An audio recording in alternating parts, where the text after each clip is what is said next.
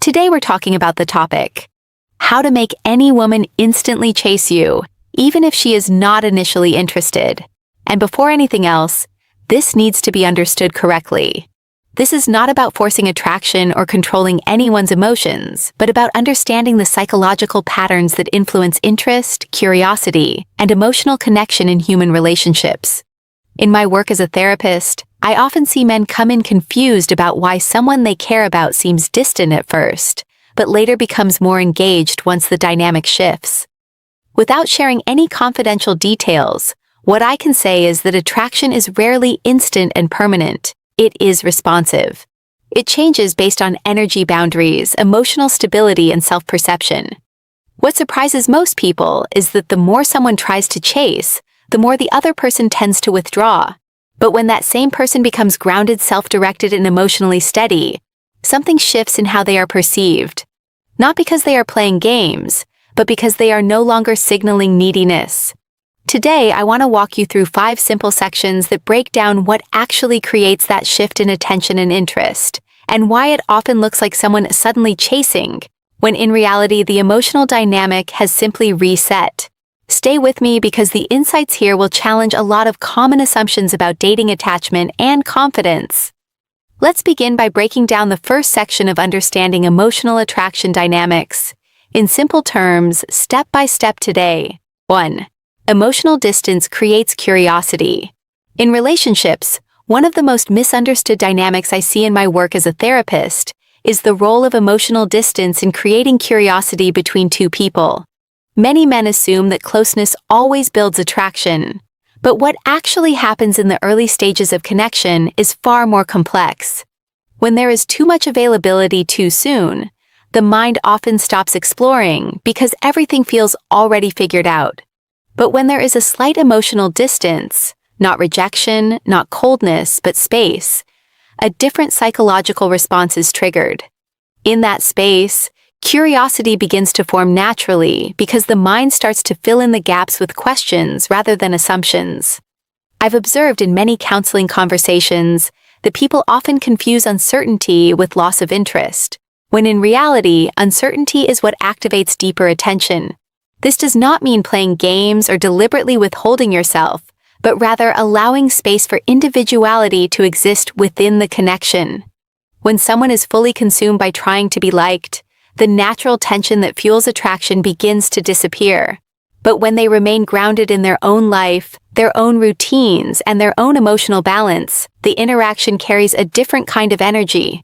And it is often in that shift that the other person begins to notice them more deeply, not because they changed who they are, but because the dynamic itself has changed.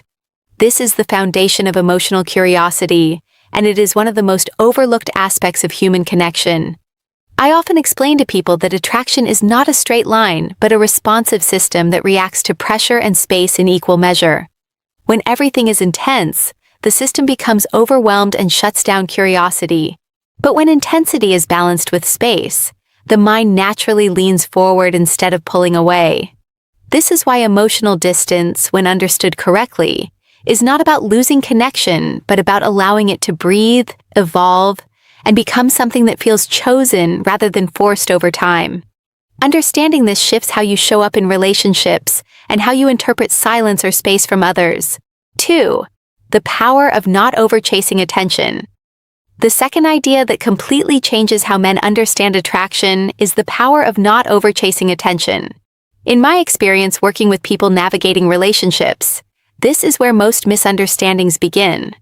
A lot of men believe that the more effort they put in at every moment, the more likely they are to be valued. But emotionally, human attraction doesn't work like a transaction.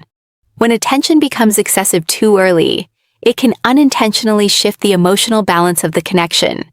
Instead of creating interest, it can create predictability, and predictability often reduces curiosity.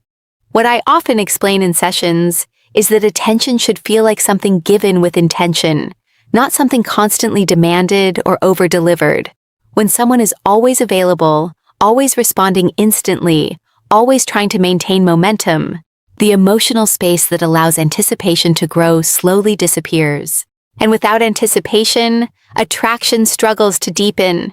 I remember observing patterns where men felt exhausted from trying to keep things alive, when in reality the connection wasn't failing because they lacked effort, but because the interaction had no breathing room.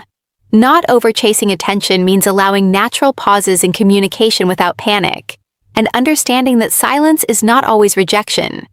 It also means resisting the urge to constantly prove value through words or actions. People often feel drawn to what they cannot fully predict or control, not because of manipulation, but because the mind is naturally wired to pay attention to what feels slightly uncertain. When you remove the pressure of chasing, you begin to show up in a calmer, more stable way, and that emotional stability is often what creates a shift in how others respond to you. I've seen this repeatedly, where the moment a man stops overextending himself, the dynamic starts to change. Not because he is doing less, but because he is no longer coming from a place of urgency. And urgency is something people can feel even through text, tone, or timing. Learning not to chase attention is not about becoming distant or indifferent, but about understanding that real connection grows in space, not pressure. When you master this, you stop trying to force interest and start allowing genuine attraction to develop naturally. 3. Building quiet confidence and self-stability. The third shift that changes everything in how a man is perceived is building quiet confidence and self-stability. In my work with people trying to understand relationships, I often notice that confidence is usually misunderstood as loudness, dominance, or constant reassurance, seeking disguised as charm.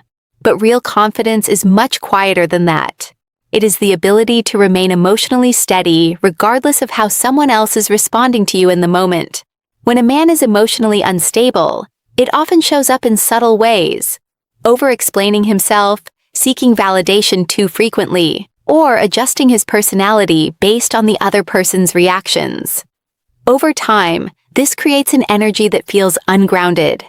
What I have seen repeatedly in therapy sessions is that people are not only responding to what you say, but to how stable you feel while saying it. Quiet confidence comes from being anchored in your own life, your own decisions, and your own emotional direction, without needing constant external approval to feel secure. It is not about withdrawing from connection, but about not letting connection define your emotional state. When a man is self-stable, he does not panic when responses slow down. He does not assume silence means rejection, and he does not feel the need to overcorrect his behavior to regain attention. Instead, he maintains consistency in who he is, and that consistency creates a sense of predictability in character, but unpredictability in outcome, which naturally draws curiosity.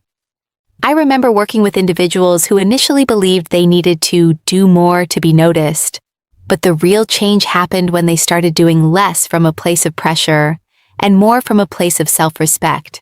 Quiet confidence also means being comfortable with your own space, your own thoughts, and your own routines, without constantly needing external stimulation. When someone senses that you are emotionally self-contained, it changes how they engage with you. Not because you are trying to impress them, but because you are no longer signaling dependency. And in many cases, that shift alone is what transforms how you are perceived in relationships. 4. How boundaries change perceived value. The fourth shift that often changes the entire direction of a relationship is understanding how boundaries change perceived value. In my work as a therapist, I once spoke with a man who had been in a long-term relationship where he constantly felt he was being taken for granted.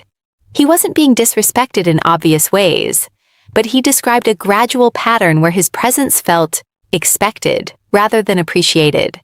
He would always adjust his plans, always respond immediately, and always make himself available even when it disrupted his own routine. At first, he believed this would strengthen the relationship, but over time it created an imbalance where his needs became secondary without either person intentionally deciding that. What stood out in that case was not a lack of love, but a lack of boundaries. When I say boundaries, I don't mean emotional walls or withdrawal, but clear personal limits that communicate self-respect and structure.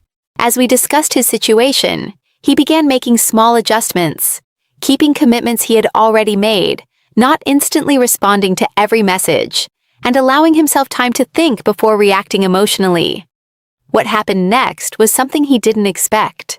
the dynamic in his relationship began to shift. His partner didn't suddenly change personality, but her perception of him changed. She began to value his presence more because it was no longer unlimited or assumed. In many relationships, I've observed similar patterns where boundaries act like a signal of self-worth, not through words, but through behavior. When someone consistently honors their own time, emotional space, and priorities, it naturally communicates that their presence is not something to be taken lightly. On the other hand, when boundaries are absent, even genuine affection can start to feel routine or undervalued over time. What people often miss is that boundaries are not about controlling the other person, but about defining how you participate in the relationship. And when that definition becomes clear, respect often increases naturally. It is not instant, and it is not about manipulation, but about restoring balance in how two people experience each other emotionally. 5. Why consistency matters more than intensity. The fifth and final shift that brings everything together is understanding why consistency matters more than intensity, especially in real relationships. In my experience working with couples, I once had a conversation with a woman who described her partner as emotionally impressive but unpredictable. She explained that in the beginning, he would put in a lot of effort, long messages, deep conversations, and strong emotional presence. But over time, those moments became irregular. Some days he was highly engaged, other days distant and distracted. What she described was not a lack of care, but a lack of emotional consistency. And that inconsistency created confusion, even when the feelings were real. I've seen this pattern repeatedly where people assume that strong emotional peaks are what build connection, but in reality, it is the steady, reliable presence that builds trust and long-term attraction. When someone is consistent in how they show up, how they communicate, and how they manage their emotional energy, it creates a sense of safety in the connection, and safety is one of the strongest foundations of attachment. In contrast, intensity without consistency often leads to emotional uncertainty, where the other person is never fully sure what version of you they will experience. In the case I mentioned, the turning point came when the man stopped trying to make up for silence with sudden bursts of effort, and instead focused on showing up in a steady, grounded way. He didn't become less caring. He became more predictable in his emotional presence. Over time, this shifted how his partner responded to him. She began to relax more in the relationship, communicate more openly, and invest more naturally without feeling like she had to chase emotional clarity. What many people don't realize is that consistency builds trust quietly in the background, while intensity only creates short-term emotional spikes.